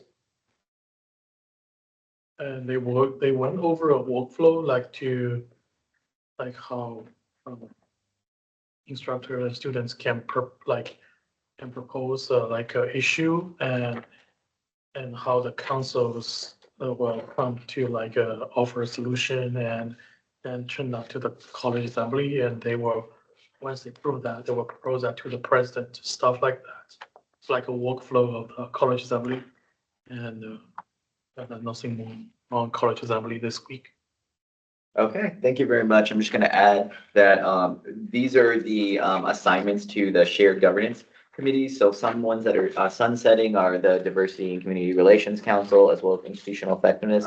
they're sunsetting in the traditional sense and they'll be operating in a more broader sense. So they're gonna be a referral committee where all issues are referred to them and they'll be seeing every single issue rather than working on one particular issue, which I think is an improvement upon how we are looking at policies at a college-wide level. So I think it's overall an improved process of shared governance, and everyone seems to be generally happy with it. If you want more information, I will get that PowerPoint for you, and we can share it out if you want to read more about it. Anything else from anyone? Advisor Cole. Advisor Cole. Nope, just being present at that. So what that does mean is that for our shared governance councils, we will not have representation at those. Most likely for the bulk of this semester, it will be starting back up hopefully once everything is kind of approved and received the blessing from Dr. Daniels, end of October, early November, but there still is even a process for that to identify them. So just know that we are aware of that, and it's something we'll look to identify in the spring as we adjust and move forward. Okay, perfect. Academic Council is currently vacant. Diversity Community Relations Council, Senator Crowder, kind of gave the update if you want to add Pretty anything. much gave the update about it. Okay, perfect. Planning Facility Investment Council is vacant. Finance Council President Brito, we haven't met and we're not going to until the new shared governance structure is set up. Information Technology Council, Senator Avila. So they actually on the college assembly showed the refresh policy that they were requested to present. And overall, I don't know the next meeting, but I will let you know this. Okay, thank you. Yeah, it'll probably be in late October, early November. We don't know though, so thank you for sharing that. Institutional Effectiveness Council currently vacant. Student Affairs Council vacant. Unfinished Business Rules for Instructional Engagement. Can you pull it up? You want to pull up that email? Yep. All right. Yeah, I would appreciate it. Sorry. No, you're all good. Download into a document for all the, what we got going on today. So a reason why is because we had to take down the display. We did it in an hour and we actually got a random bystander that I've never met before to come help us with it. It was Mac. Mac helped us. So thank you, Mac, for helping us out with the Senate. Okay, so here's the list from last week. Last week we had a discussion about what are the rules of engagement we want to operate so that we have like a good time together, all of us. And we made this together. All of us put in one thought to it. And this is kind of like the coalesced edited version of it. So if we want to agree upon this, we're just going to read it out loud. Maybe we can go around the room and everyone can read one. So you want to start, Layla? Oh, wait, for the just. Yeah, just read one of them, Yeah, all right. preferably in order. All right, I'll start with the first one then. Be actively listening throughout the conversation. Perfect, Cam. Keep an open mind and seek to understand, not respond. Elon. Show patience with one another. Okay, that's me. Focus on collaborating, not separating. Hassan? Be polite, focus on I statements. Avoid interrupting one another to allow for someone to explain their full thought. No, hi. Come informed and prepared. On how? Show emotional empathy in the conversation. Utilize your resources when necessary. Okay, there's some people online. Abrama? Do you want to read number 10? Be respectful of someone's background and identity. Mm-hmm. And then Stacy?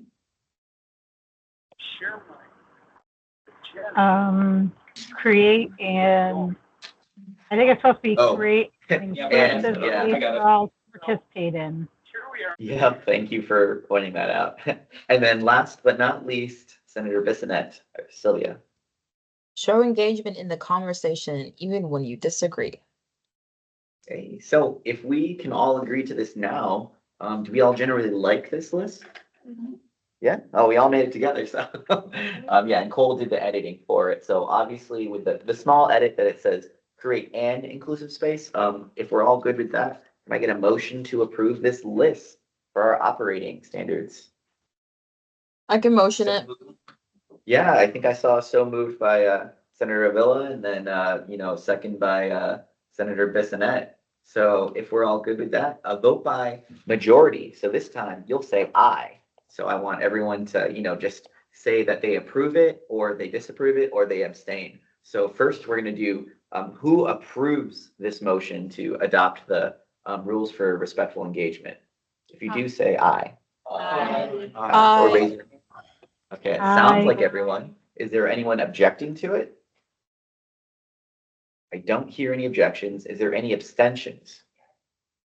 I don't hear anyone abstaining as well. Using my, sense of judgment. Sounds like this motion passes. These are the rules we're going to try to operate by.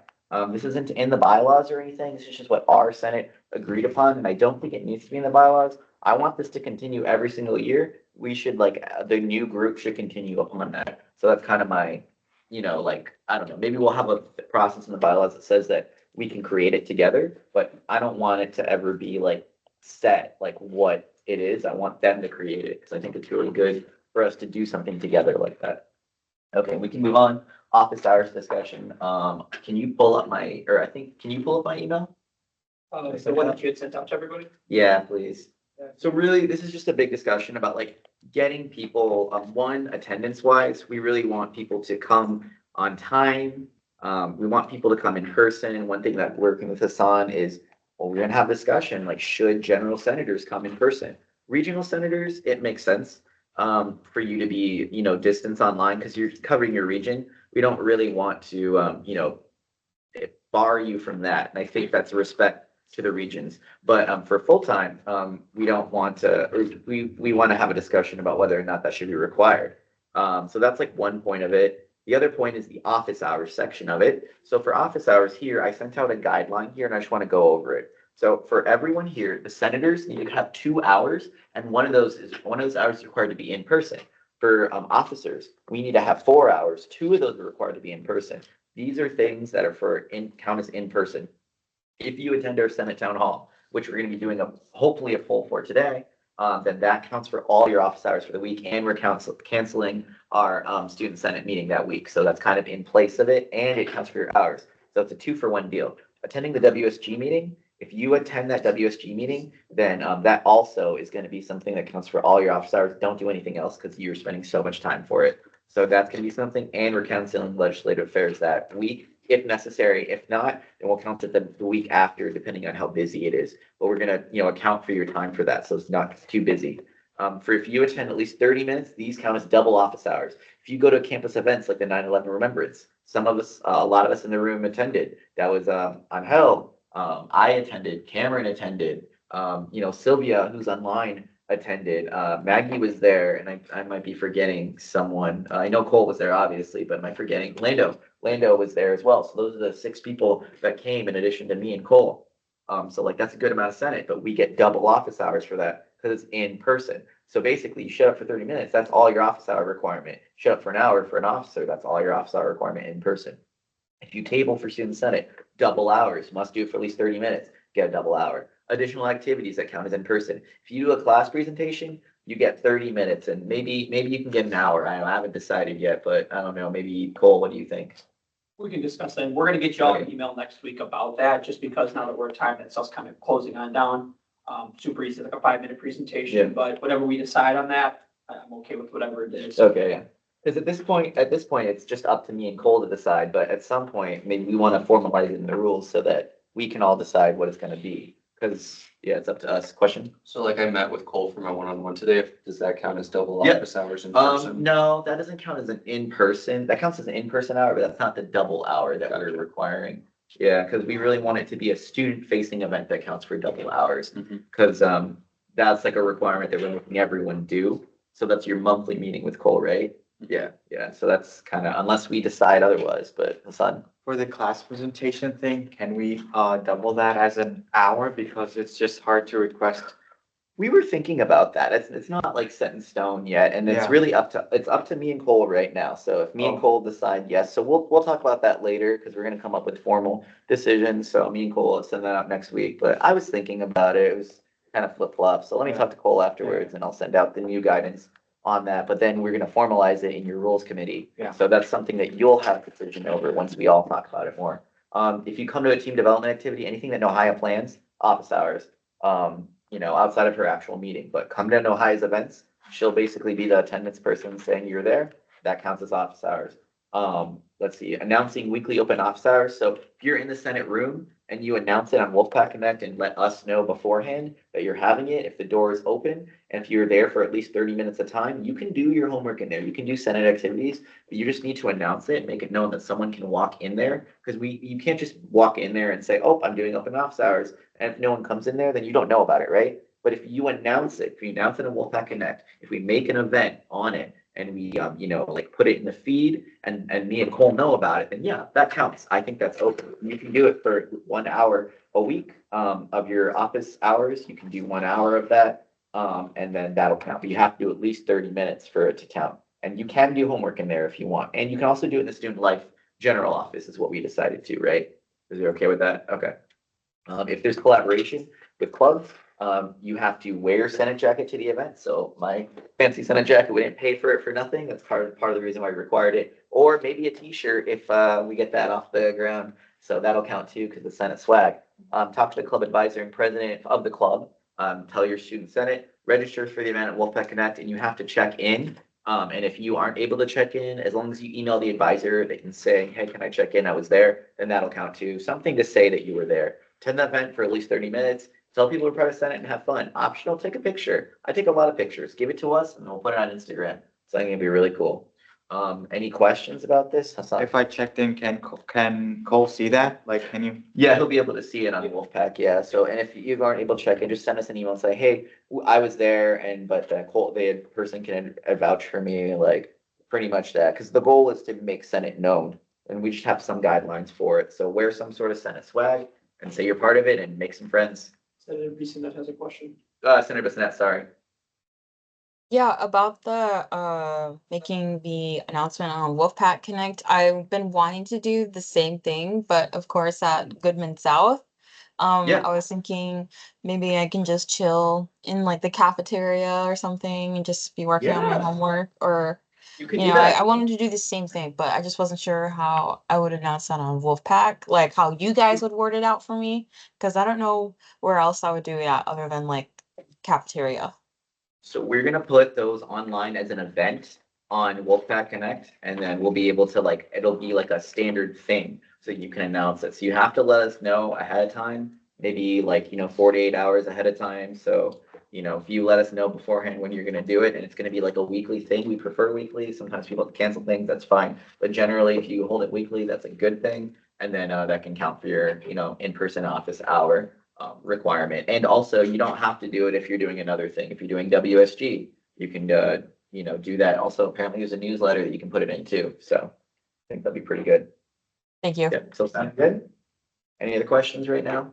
We're gonna have to send guidance on how to put it on Wolfpack Connect, but generally, if you just tell me and Cole, we can put it up for you. So if you tell us beforehand, we'll put it up for you and it'll count.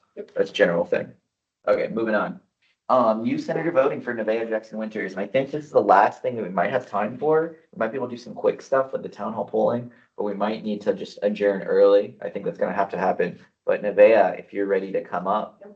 So for this process, what will occur as we did previously for Senator Mayor, Nevaeh, we will give you 3 minutes to provide us a statement. If you have a presentation, I can provide that as well. Just regardless of the guidelines provided to you, like what is your interest in Senate? What would you hope to accomplish?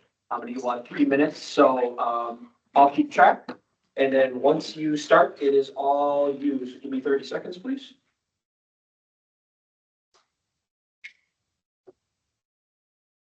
All right. What? So hi, my name is Nevaeh. Hi, Nevaeh. I'm one of the student here, obviously. This is like my first year at college. I'm 18 years old. So I don't have a lot of experience with the school or like that. But I am involved with the Clarion. I'm involved,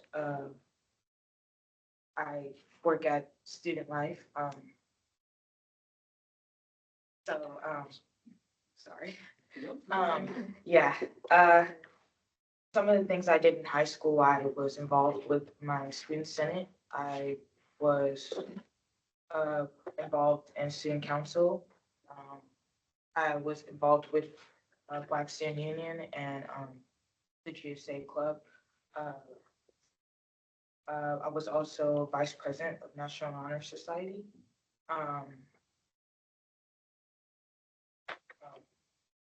Some reasons I want to join Student Senate is just because I'm for the people. I love being around people. I love hearing people's ideas. I'm for equality. I believe that everyone should have accessibility, just gender neutral bathrooms, it's a big thing that's important to me. I'm a non-binary individual, so I can relate to a lot of those things. I've won some scholarships that I'm really proud of. I used to be very quiet and very shy, and I came to be more outspoken for myself over the years. I'm an empathetic person. I can work by myself, you know, work with other people. Yeah,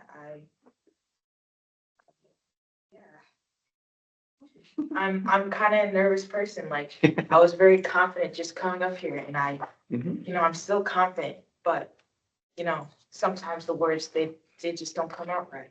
But You're doing great. thank you.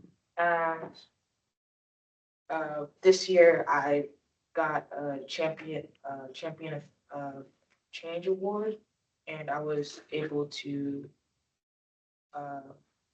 get awarded that by Tony Evers. I also spoke at the Raising Pride flag alongside Tony Evers and some other people. I'm on YAC, which is a youth advisory board for foster care and youth. And so we talk a lot about just like kind of how the foster care works and just a whole bunch of other stuff that's in detail. But that's what I do. I'm planning to also try to do some of the state YACs. But yeah, that is time. Awesome. Perfect. Thank you very timing. much for that. Thank you. I'll go into a session of Q&A for 2 minutes. Mhm. And so I will open it now. We will call upon you. So let's go Senator Crowder first. I just wanted to know, what program you're in or what your major is. Oh yeah, so I'm majoring in social science. So Thank you. So President Brito. 2 questions. 1, why you so awesome? 2 is, you may also forgotten to mention that you're a photographer. well, yeah, I'm on the Clarion, so I'm doing the photography stuff portion of it. But yeah, I do photography in my free time. I have a small little business that I do. I'm not really open to taking pictures right now of people, but I do like nature photography, like taking animals and stuff. Thank you. Senator Wilkin. Mention more than a question. Nevaeh is also on the College Democrats Wisconsin club with us, and she attended the debate watch party a couple days ago. Awesome. Thank you. President Brito. Yeah, 1 question for you. This is a standard question that everyone asked last year. What are your strengths and weaknesses? Some of my strengths is my ability to kind of connect with others, just being like that empathetic person. Is that the word? Yes, I think so. Empathetic. I'm known in my family to be an empathetic person. I'll really like cry about a cat or anything, but I'm really a people person. I think that's one of my big strengths. And also being able to advocate for myself and for others is one of the big strengths of mine that I worked on a lot throughout the years. Being able to work independently and just being able to work with others. I'm very goal driven, so if I have a goal, I'm gonna get to that goal no matter what. And some of my weaknesses is sometimes I lack some self-confidence and I deal with anxiety, which is very common.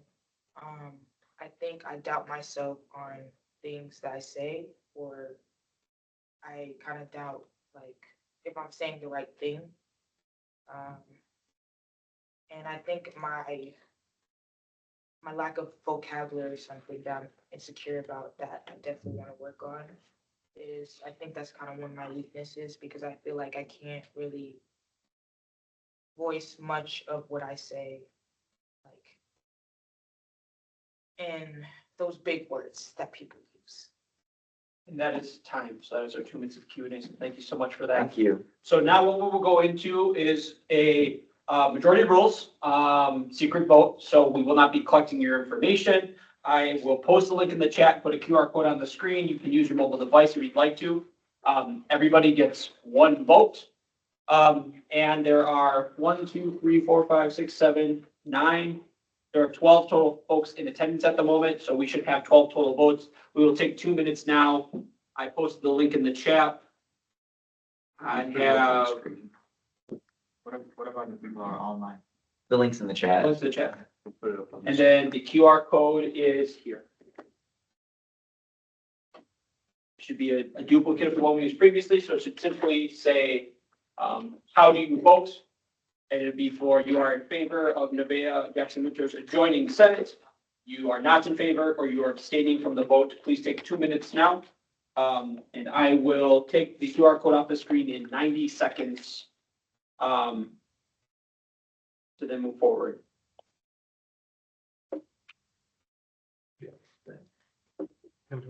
Okay, so why don't you forward that just to make it more easier?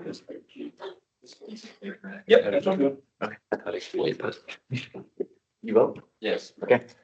So you just write in favor, not in favor, or abstain, and put your name. All right, we go 30 more seconds with the QR code on the screen. I will remove it from the screen, and then I will tally up the votes.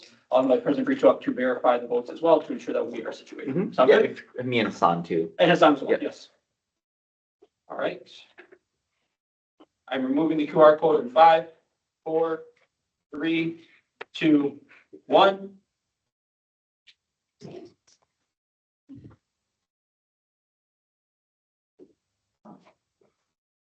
All right, 30 more seconds.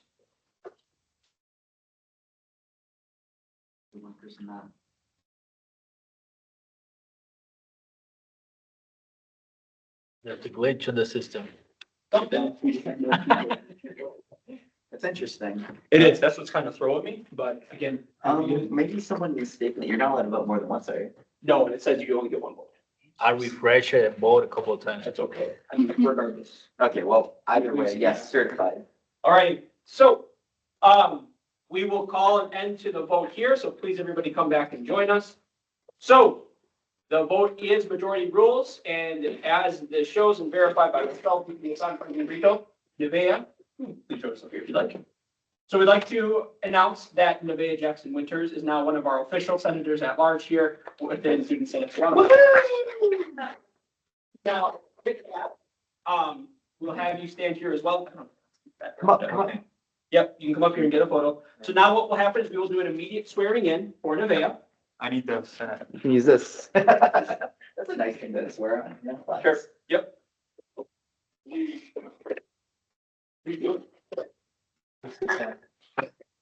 Okay. Bang the gavel when it's approved. You get to use it to have it. No, you get the clip with it. Me? No, you're being Hold that. All right, so I'll turn over to Hassan. Hassan, please complete the swearing in, All right. and then we will have Nevaeh join us at the table. Okay. All right, I'll read the oath of office, then call on you, Nevaeh, to affirm the oath of office. Please place your left hand on the Senate Constitution, which We have that. we have that, and please place your left hand on the Senate Constitution and bylaws as you affirm the oath of office. And raise your right hand. Once you have been sworn in, please talk to Advisor Cole to sign your agreement to serve after the meeting is completed. When you're done taking the oath, please be seated at your table. Do you solemnly swear to do your civic duty, to serve your college, your community, and most importantly, your fellow students in democratic fashion? Do you swear to treat all people equally and fairly, and that you will strive to create student senate which is welcoming to everyone? Do you swear to listen, speak out, and act in which way will empower all students? Nevaeh Jackson Winter, having heard of the oath of office, do you swear to carry out all of these tasks to the best of your ability as a Journal Senator? I swear. Congratulations. Nice.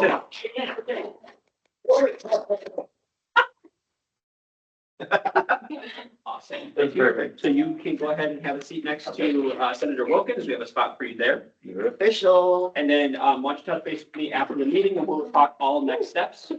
Are you okay if I just quick hit this? Let's quick hit the town hall and then just skip everything else. All right, well, so real quick, the one thing I do want to say, and so you all will be aware of it, the Campus Fun Days are next Tuesday and the following Tuesday. Next Tuesday, the 17th, it is here at Truax from 11 a.m. to 1 p.m. We have secured a table for tabling. No problem. I'm going to ask everybody tomorrow, if you can be there, please let me know, even if it's for 30 minutes. We are creating marketing material as we speak. We need to have representation. We do have 3 open positions right now. So please, please, please, if you can be there and table 4 Senate, I'll have everything else ready for you. Question? Monday is tomorrow? No, next Tuesday. Oh, okay. I'm going to email everybody tomorrow, just asking again. We will then also have the other Campus Fun Day on Tuesday, the 24th at Goodman South. I believe it's roughly the same time. Sylvia, am I correct in that? Yes. Yes, thank you so much. So we have a table there as well. I will be at both Campus Fun Days. I can table, but let's be honest, I look out of place and I probably shouldn't be tabling for Senate because you all are the students. If you can give us that time, please be there. Thank you. The other part is our town hall. We are trying to verify and solidify our day and time for our town hall. So what is the town hall? For some of you all that's new, this is the 1,000-foot approach, is that we are providing an opportunity that we are available to the general student population with food and proper notice that they can approach us about issues or concerns that they have, and that we can look and use that as our focus as we try to address issues and concerns at Madison College on behalf of the students. We have, I believe, identified a day, but we're wanting to confirm we have multiple folks in attendance because we do want it to be more than myself and the executives. Tuesday. I think we said, did we set on Tuesday or Wednesday? Was it Wednesday? 31st.